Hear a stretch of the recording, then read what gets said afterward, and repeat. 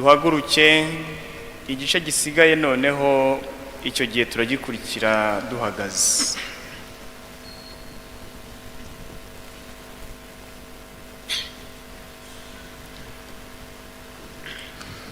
ububabare bw'umwami wacu Yezu Kristu uko bwanditswe na Yohani. Muri icyo gihe Yezu aragenda maze yambuka umugezi wa Sedroni ari kumwe n'abigishwa be. Bagera mu murima wari hafi aho hantu Yuda wajyaga kumugambanira yarahazi, kuko Yezu yakundaga kuhaza aherekejwe n'abigishwa be. Nuko Yuda amaze kubona abasirikare n'abandi bantu, yari yatse abatware b'abasaridoti n'abafarisayi, abarangaza imbere abageza aho hantu. Bari bitwaje amatara n'imuri n'intwaro. Yezu nanone yarazi ibyo agiye kugirirwa byose, nuko azabagana arababaza ati,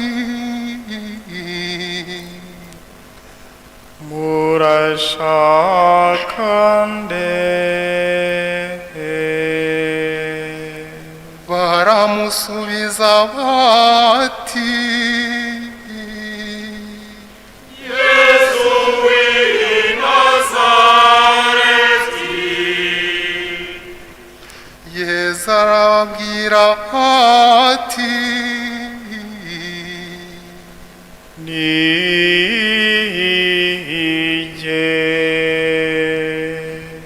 Yuda wamugambaniye akaba ahagararanye nabo,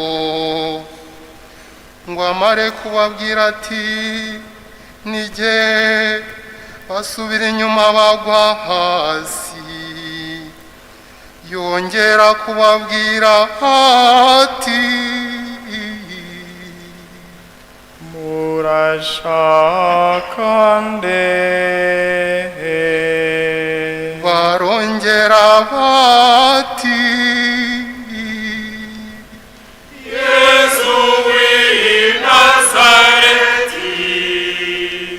Yesu arabasubiza ati, nababwiye ko ari jye, niba rero ari jye mushaka, nimwakuraba mubareke bagende.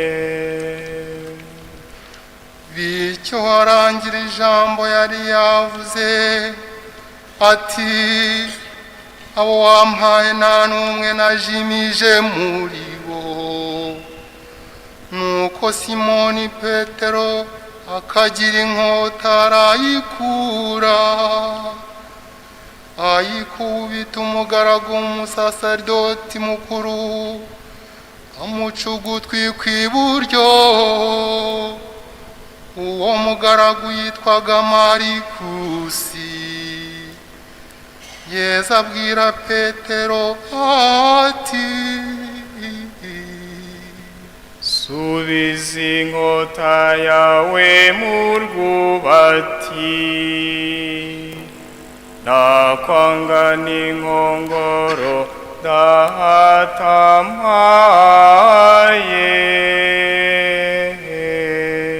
datampaye. abasirikare n'umutware wabo n'abarinzi b'Abayahudi bafata Yesu baramuboha. Nuko bamujyana kwa Hana wari sebukwe wa Kayifa, umusaseridoti mukuru w'uwo mwaka. Kayifa uwo niwe wari wahimbiye Abayahudi inama, ati birakwiye kunkapfa agacungura abasigaye. Simoni Petero yakurikiye Yesu hamwe n'undi mwigishwa. Uwo mwigishwa wundi yarazwi n'umusasadoti mukuru. Niko kwinjirana na Yesu mu rugo rw'umusasadoti mukuru. Araza abwira umuja ukumira ngo yinjize Petero. Nuko uwo muja umukumiriza abwira Petero ati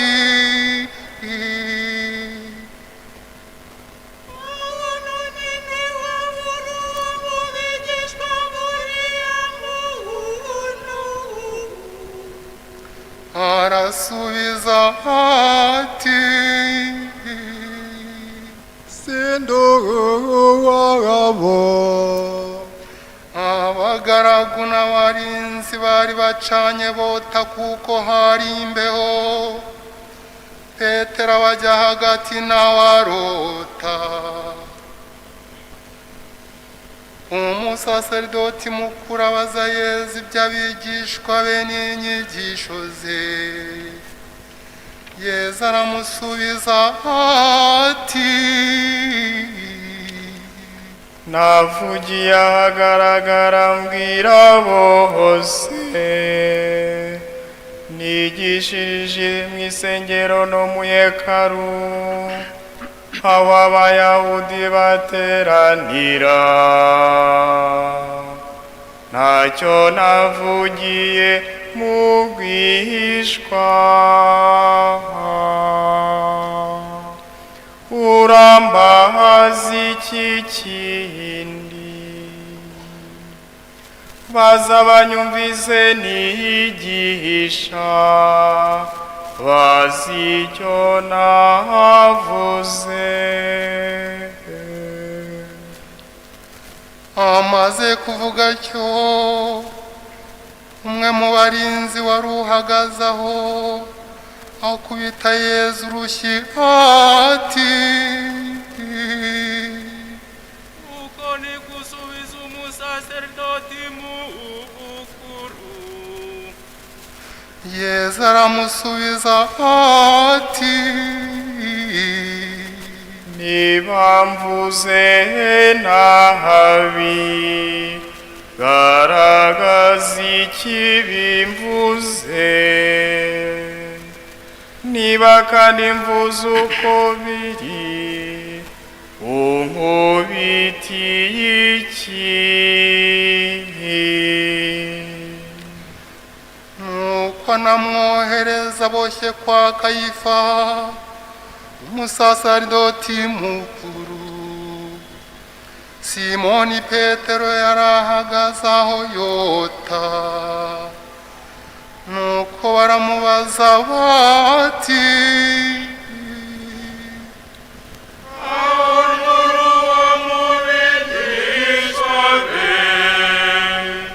arahakana ati simbararimo.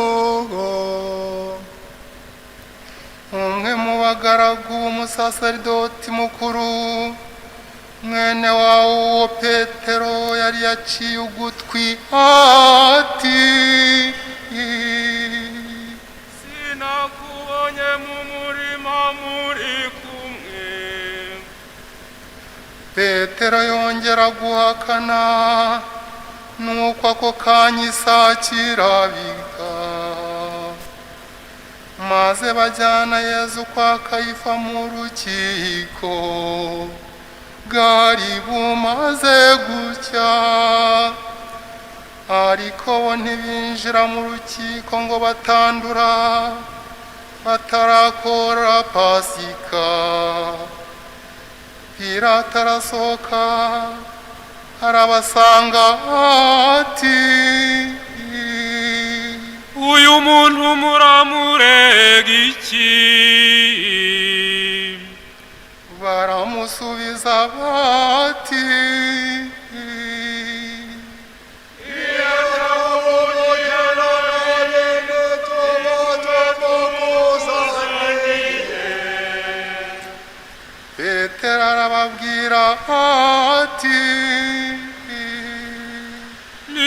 mumujyane mumucire urubanza mukurikije amategeko yanyu.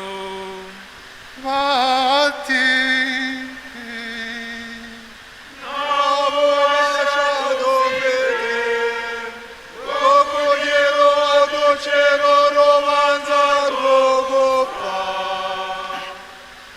bityo ijambo Yezu yari yavuze ryerekeye ku rupfu yari gupfa rirarangira. Nuko Pilato asubira mu rukiko ahamagaza Yezu aramubwira ati,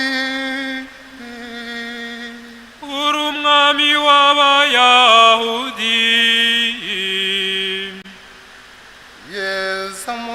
Yezu aramusubiza ati, ibyo bivuze ku bwawe cyangwa se n'abandi wumvise babimvugaho?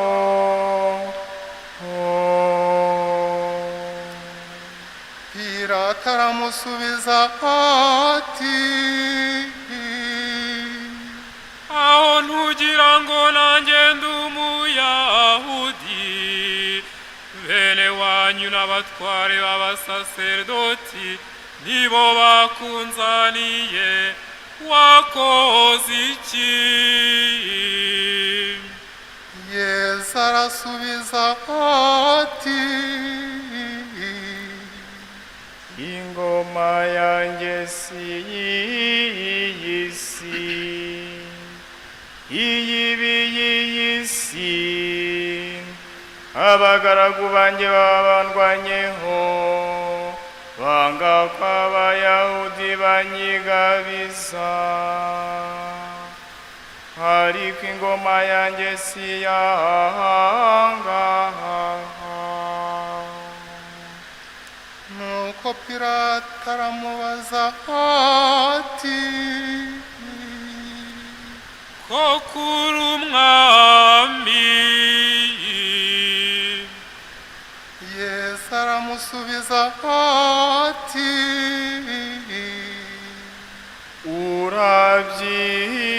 urabyivugiye, ndi umwami, kandi nicyo navukiye,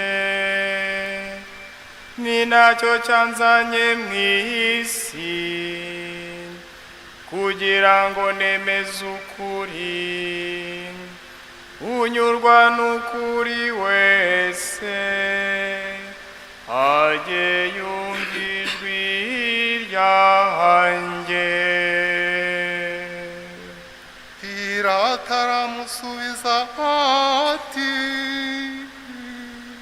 ukuri ni iki?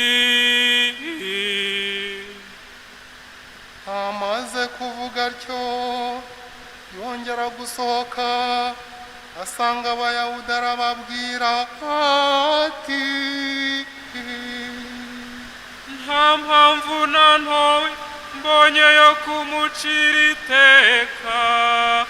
Birasanzwe yuko babarekurira imbohe imwe mwishakiye ku munsi wa Pasika. None ntimwaba mushaka ko mbaha umwami w'Abayahudi? bose batera hejuru bati,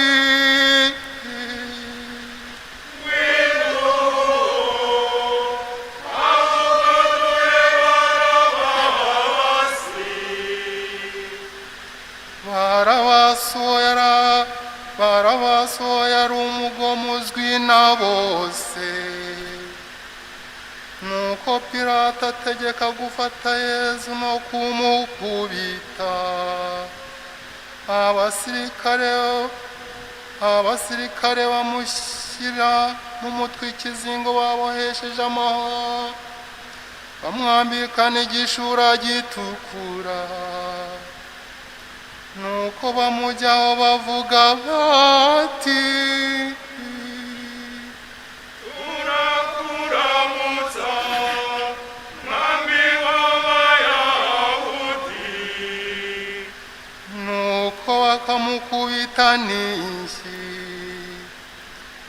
Pilato yongera gusohoka arababwira ati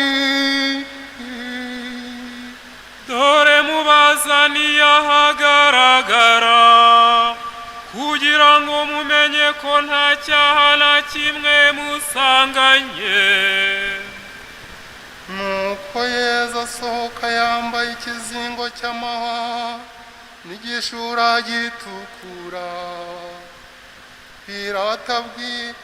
Pilato arababwira ati nimurebe wa muntu. bamukubise amaso abatware b'abasasaridoti n'abagaragu babo batera hejuru bati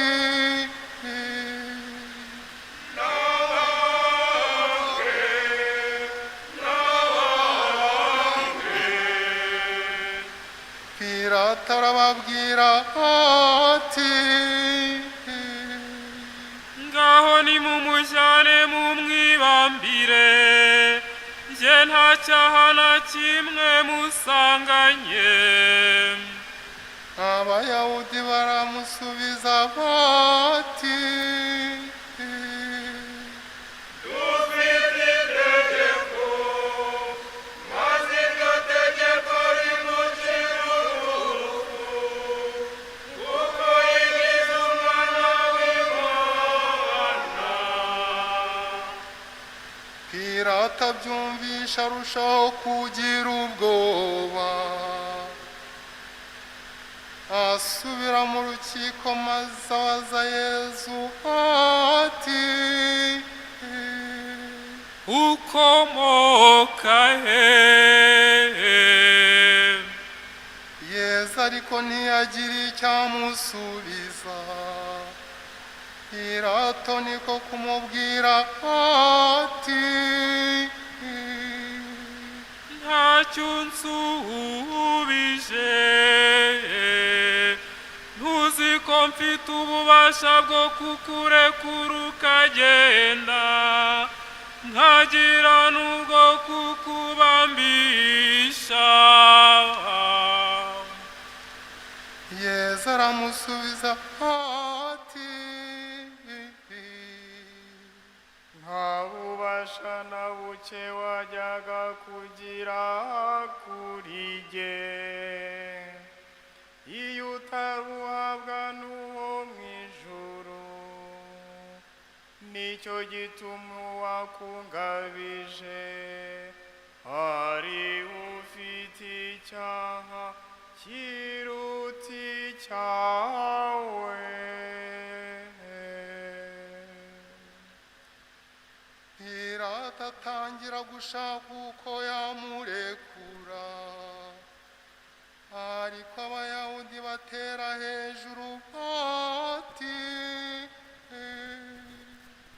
niba murekuye uraba udakira umuntu wa Kayisari, kuko wigira umwami wese aba yanga Kayisari.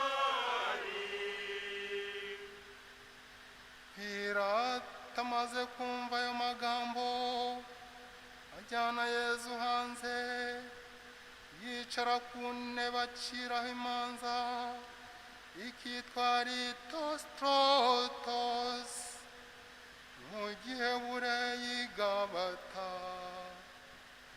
Wari umunsi w'umwiteguro wa Pasika.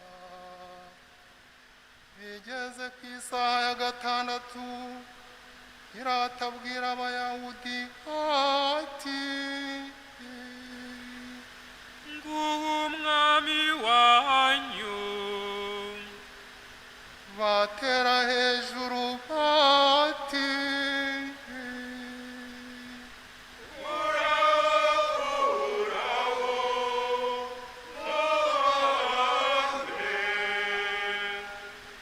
Pilato arabasubiza ati mbambu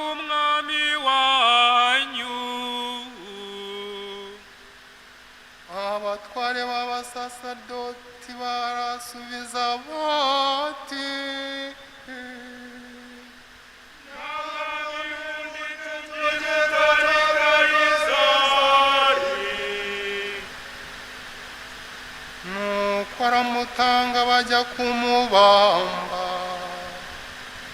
Bajyana Yezu agenda yikoreye umusaraba, ajya ahantu hitwa Gorogota, baramubamba. Yari kumwe n'abandi babiri, umwe hino undi hirya. Yezu aba ari we ubajya hagati. Nuko Pilato yandikisha itangazo arimanikisha hejuru y'umusaraba.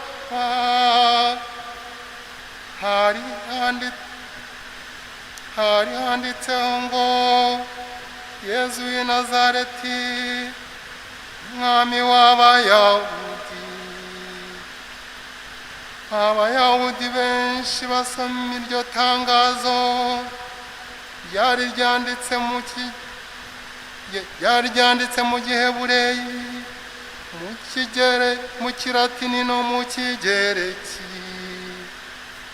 Abatware b'abasasaridoti b'Abayahudi babwira Pilato bati, reka kwandika umwami w'Abayahudi, awubandikisha ko yihaye kuvuga ati ni umwami w'Abayahudi. Pilato arabasubiza ati, icyo nandikishije cyanditswe nta kundi.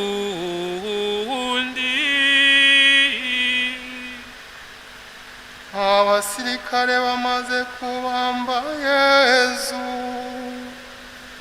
imyenda ye bayicamo imigabane ine. Umusirikare wese yenda umugabane we ndetse n'akanzu. Ikanzu ye ntiyagiraga iteranyirizo, yari iboshye hose kuva hasi kugera hejuru. Baravugana bati, ntituyitanyure, ahubwo tuyifinireho tumenye nyirayo. nuko harangira ibyanditswe ngo, bigabanyije imyenda yanjye, maze umwambaro wanjye bawufindiraho. Niko abasirikare babigenjeje. Iruhande rw'umusaraba hari hahagaze umubyeyi we na nyina wabo, Mariya muka Kilewofasi na Mariya w'i Magdala. Yezu abonye wa mubyeyi we ahagararanye na wa mwigishwa yakundaga, aramubwira ati,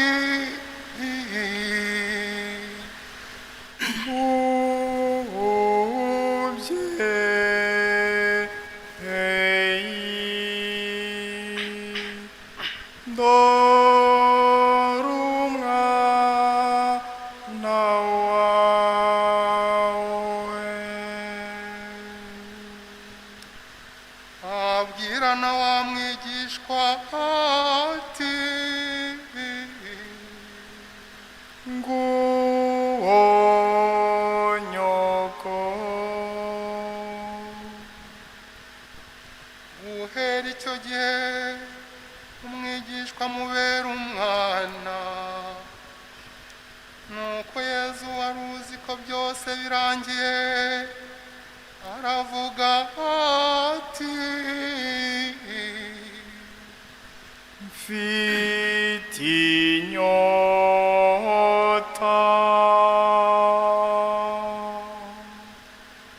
hari hateretse urweso rwuzuye siki,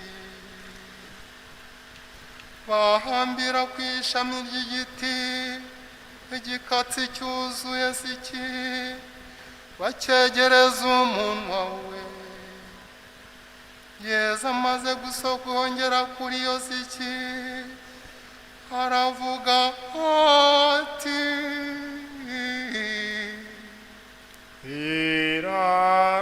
irarangiye.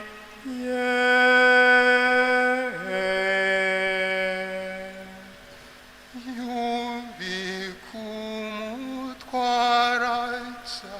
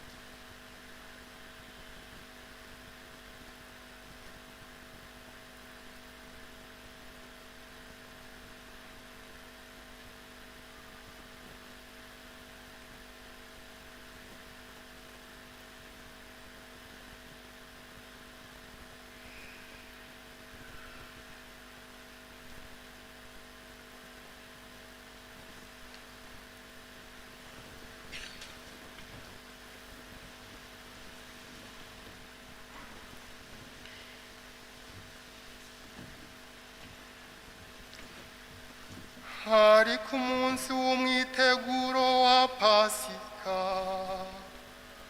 maze kugira ngo imirambi itaguma ku misaraba kuri sabato, kandi iyo sabato ari umunsi mukuru cyane, abayahudi binginga Petero ngo abavune amaguru yabo, maze imirambo bayikura ku misaraba. Maze abasirikare baraza bavuna amaguru y'uwa mbere n'ay'uwari ubambwe iruhande rwe, ariko bageze kuri Yesu basanga yapfuye, maze ntibamuvuna amaguru. Ahubwo umwe mu basirikare amutera icumu mu rubavu, maze ako kanya havamo amaraso n'amazi. Uwabibonye niwe ubyemeza, kandi abivuga uko biri mu kuri, kugira ngo mwemere. Ibyo byabaye ari ukugira ngo harangire ibyanditswe ngo nta gufwa rye rizavunika. N'ahandi h'igitabo gitagatifu havuga ngo bazarora uwo bacishijemo icumu. Ibyo birangiye, Yozefu wa Arimantiya wari umwigishwa wa Yezu rwihishwa, uko yatinyaga Abayahudi, asaba Pilato kujya gukura umurambo wa Yezu ku musaraba. Pilato arawumuha, nuko aza kura umurambo wa Yezu ku musaraba. Haza Nikodemu, wa wundi wasangaga Yezu nijoro, azanye ikivange cy'ishangi n'amarira y'igikakarubamba, kigera nko kuri kirijana. Nuko benda umurambo wa Yezu wawushyira mu myenda hamwe n'imibavu. Mbese uko Abayahudi babigenzaga bajya guhamba.